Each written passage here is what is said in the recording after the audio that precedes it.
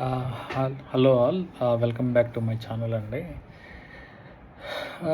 ఈరోజు వీడియో అసలుకి ఏం ఏం మాట్లాడాలా ఏం చేయాలా అర్థం కాకుండా మాట్లాడుతున్నా అండి.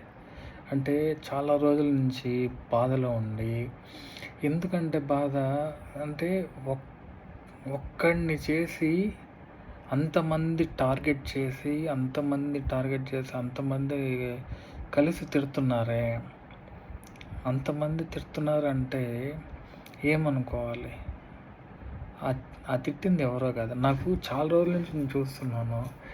అందరూ పవన్ కళ్యాణ్ తిడుతున్నారు. అది ఇది మొన్న ఎవరో జోసెఫ్ అంట, జడా శ్రావణ్ కుమార్ అంట, అండ్ ఇది మొన్న కవిత అంట. ఎందుకని పవన్ కళ్యాణ్ ఒక్కడికే అందరూ టార్గెట్ చేస్తున్నారు?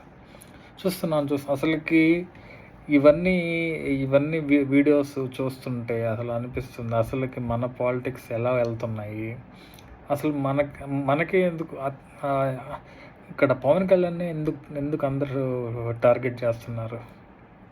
ఇది మాత్రం నాకు అర్థం కాని విషయం.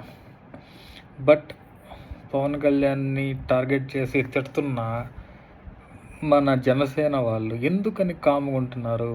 నాకు అర్థం కాని విషయం. మాట్లాడితే జనసేన అంటారు, కానీ ఎందుకని కామ్గా ఉంటున్నారు?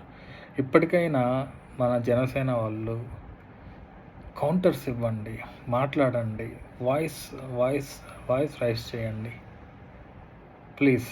సో ఇప్పటికైనా మన పవన్ కళ్యాణ్ని నెక్స్ట్ టైం చీఫ్ మినిస్టర్ చేసుకోవడానికి మనం ఏదో ఒకటి చేయాలి. ఇది మాత్రం పక్కగా ఏదో ఒకటి చేద్దాం. బట్ నాకైతే చాలా బాధగా ఉంది. పవన్ కళ్యాణ్ అందరూ అలా కావాలని అంటుంటే అసలుకి టాపిక్ లేని దగ్గరకు వచ్చి పవన్ కళ్యాణ్ తిడుతున్నారు, పవన్ కళ్యాణ్ని పాయింట్అవుట్ చేస్తున్నారు. పవన్ కళ్యాణ్ అసలుకి ఏం చేశాడు మీకు? పవన్ కళ్యాణ్ మీకేదన్నా మిమ్మల్ని కొట్టారా? మీకేదైనా అన్యాయం చేశాడా? మీ దగ్గర నుంచి ఏమైనా డబ్బులు లాక్కున్నాడా?